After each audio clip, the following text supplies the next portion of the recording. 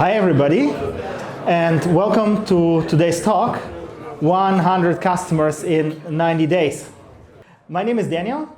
I am a growth hacker, mostly for B2B.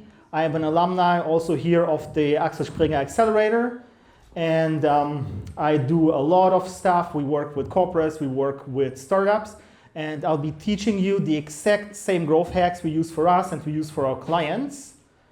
So I have a very, very simple agenda. I want to show you how to structure your growth effort like a king. Then I'll show you the complete process, how to get from 0 to 100 customers fast. And because people really like that part, I'll open the Growth Hackers Toolbox and I will show you the very tools we use and our customers use, and they're super fresh. I research them every day. We're really on top of it.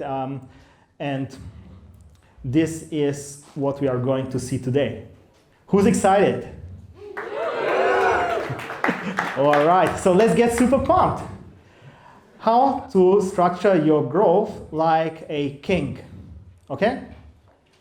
This is the question. And before you start any growth efforts, run any ads, or doing any calls, or starting any campaigns, let me take you on a small journey to a magic kingdom. And in this kingdom, there are different kind of people in the kingdom. And one of them is actually the king, okay? It's a king that has a king. And what is the king all about? The king is about values, vision, and mission. Very high level. So if your kingdom is a company, a startup, so on a king level you think, what are we going to accomplish?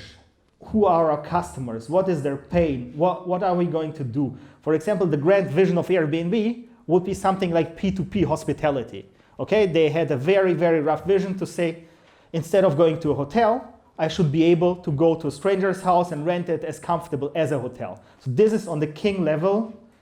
Before you start growing, you need to be really clear where you want to be. Then the king gets his orders down to his officers, and they're all about strategy and tactics. So this is the second level. Before you start really working on your growth, you need to know where do you start. If you have a platform, how do you solve chicken and egg? So for example, if you have renters and people who want to rent an apartment, people who want to rent out their apartment, where do I going to start? Which city? Am I going to use Facebook or LinkedIn or everything? So this is the second level, to really have a plan. And later I'm going to show you our 30-day work plan for growth, how we do this. And who else? So we got the king, we got the officers, and who else is there left in the kingdom? You see, it's structured a little bit like a chessboard, and I think I had the joke, somebody said slaves over there, right? Minions. Minions. Yeah, all true. Actually, we call them here soldiers in this example, but if you have the king, and then you have the knights and bishops and whatever, and then you have the pawns on the checkerboard. So what do soldiers? They just execute, okay? And this is the thing, you need to have the vision clear, you need to have the strategy, how to transform your vision to reality, and you need to know when it's time to go and work, just do cold calls, run ads and everything. And who of you here is a founder in a small startup? And what do you think out of these three, who are you if you are a founder? All three. Yeah, all three, but this is the biggest error. People try to be all three at the same time, and this is wrong. As in the game of chess, you can move only one stone at a time. So all the time when you actually do growth, when you do marketing, when you do sales, you need to know who you are at the moment. Am I king? Am I planning the vision? Am I officer? Am I writing my sales script? Am I writing my ad copy? Or am I a soldier? Am I just executing? Just calling clients all the time? Or just running Facebook ads from today until the evening? So this is really, really important. And once you got this kind of structured, it took me quite a time to get to this kind of simple model, but once we started structuring all our growth efforts in this way, we got like 10 times more efficient, and this is the growth process we came up with. So first, what do you think? If you want to get new clients, where do you start? Where should you start? Existing connections. Possible? But what should you think about first? Message? Rating. Current status. Yeah, like a validation. And if you go more abstract, what about your offer? Okay, so this is how we start, because this is one of the biggest mistakes. People want to go into the soldier thing, they want to execute, they want the message, they want the target market, they want to start running ads, right? But actually the biggest wins we always see with campaigns is when you get the offer clear. So the offer for us is target problem solution. It's like a mini pitch. So when you really know who you're targeting with your product, what is their problem, how you solve it, what is the benefit you bring, what's the downside you have to avoid. So once you got the offer clear, to write ads for this offer and then to post it or to do an email campaign or whatever will be super, super easy. And once you got your general, as we call it, your vanilla offer, we do something which we call micro products. Okay? So what is a micro product? Imagine my client is a cake shop. They have really delicious cakes, okay? But the cakes are huge and expensive. So I could just cut the cake into pieces and offer a piece at a time because it's easier, and the people, they can just come in, take a piece of cake, take a coffee, and be happy. This could be a micro product. But also, I could segment the cake for different target problem solution scenarios. I could label the cake as a wedding cake, as a birthday cake. And this is what we do. For example, I will show you in the SaaS world, it's very, very easy. If your software can for example, it can help lawyers, it can help doctors, it can help architects, then you should segment it for the different target groups and have a micro product for each of them. So this is the second thing. You got your offer, you segment it down into micro products. Then you define your 30-day war map. So you should really take a calendar and write down, today I'm doing the offer. Tomorrow, micro product 1, micro product 2, and so on. And then when I'll start running ads, I say, okay, I got 2 weeks of Facebook ads. I will post them, and then I will wait for them to run, and then I'll do Google ads, I'll do LinkedIn ads. I also have an example of this war map.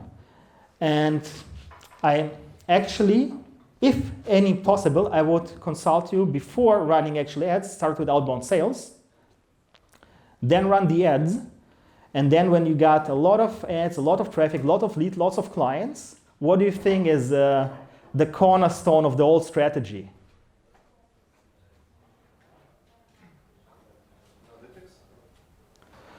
You got your analytics, you know what's going on. And imagine even you got clients, they pay you, they're happy. What do you do with those clients? You got retention, they're super happy, they retain. Expand services. You expand them, you upsell them. Who said referral? Very nice. And how do you do a referral? What's the king way to do a referral? By asking for contacts from the existing customers. And what should the existing customers tell to all the other customers? How wonderful you are, right?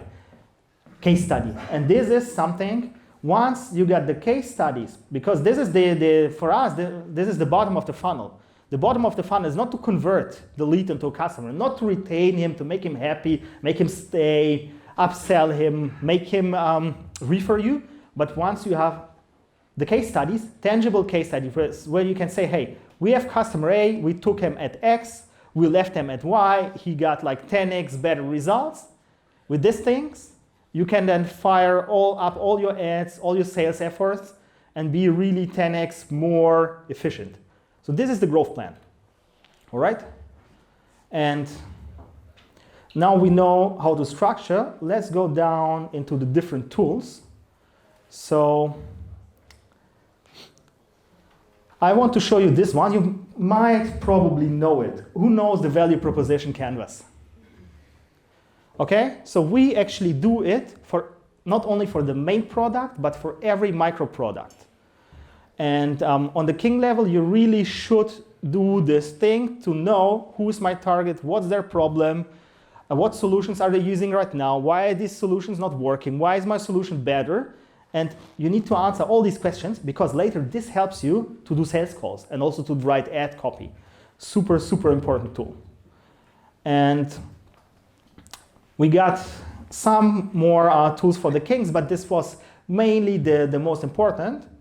So on the officer level, I would like to show you the growth process and the micro products. So yeah, this is the most important tool on the officer level. So this is a live example of my own SaaS, fast build, which I launched, and it's an online marketing automation SaaS. Okay, so this is the vanilla product. You want to have clients. This software makes you Facebook ads, it gets you Google ads, landing pages really fast, really easy. Okay? I could advertise this on Google, on Facebook as an online marketing software, vanilla product. But what if I advertise this as a yoga studio marketing software? What's the advantage of advertising as a yoga studio marketing software? Yeah, it's targeted, traffic is cheaper, conversion is higher because I'm maybe the only guy who has a Facebook ads software only for yoga studios. And the yoga people are really, really happy if they see this kind of messaging. And so are the real estate people, and so are the lawyers. And the trick is because the tool is versatile. It fits, it can do landing pages, Facebook ads, Google ads for any industry, but people want to be recognized. And I had like 20 of these micro products, so I could test the market really fast, really good conversion rates, and also it helped me to not get like 80 different types of clients, but at the end we boiled down to like 10, which were the most important and the most interesting for us. So this is how the micro products work. And what is the 30-day work plan? How does the work plan look like? Any idea? Simple. We just use a calendar. Why? Because if you want to get in the soldier mode, and believe me, you want to get in the soldier mode where you just stand up in the morning, no email, no Facebook, no bullshit. You have a warm app which dictates you that today you need to write copy for 3 different micro products. For the medical micro product, for the IoT, and for the smart city micro product. And this is the trick to get you into execution. You spend time once to write it down, to map it out, and then every day you know what to do, and you'll have your quantifiable goals at the end. So super, super powerful. We do 30 or even 90-day warm-ups, and then we do the sprint, and after we reevaluate and do another warm-up, which was really good for us. And then on the officer level, you also should map out funnels. This one is a funnel. It's just an example funnel. So you need to know what happens if people click an ad, when they open it, what to send them, when to call him. And then once you map it out, you can start actually building those funnels. And once you have your offer, micro products, warm map, and funnels, you know what to do. And this is the beauty. When you know what you do, you can actually start executing and start doing. So who here is all for doing? The others are more like thinkers, theoretics. Come on, who's a doer? All right, let's jump into it. As I told you, especially in B2B, I would start with outbound sales. And let me show how to soldier through outbound sales. So first thing first, email marketing. If done right, it's super powerful. So the first tool in the toolbox here is a software called Levelev, which helps you to write email marketing messages to people who you don't know yet. They call them buddies to be. And it can personalize everything, even the images, so you can even put the client's logo all the time in the email to have a stunning response rate. Then, if we go more advanced, I like this one. If you want to send 100 LinkedIn Connect requests personalized per day, there's a software called Expandy. It's really, really nice. It runs on the cloud. You connect with your LinkedIn, you tell them what people to connect, what messages to write, and this thing will connect 100 friends a day, invite them to talks like this, send them your pitch, and this thing is really, really crazy. So we got CEOs replying to us on LinkedIn from our bot messages, and this is like the cheapest, fastest, leanest, and meanest way to do client acquisition right now. Actually, that's something also recommended by Gary Vee. Who of you is into Gary Vee stuff? Yeah. All right, so what does Gary Vee say? Is Gary Vee a social media guy? Yeah.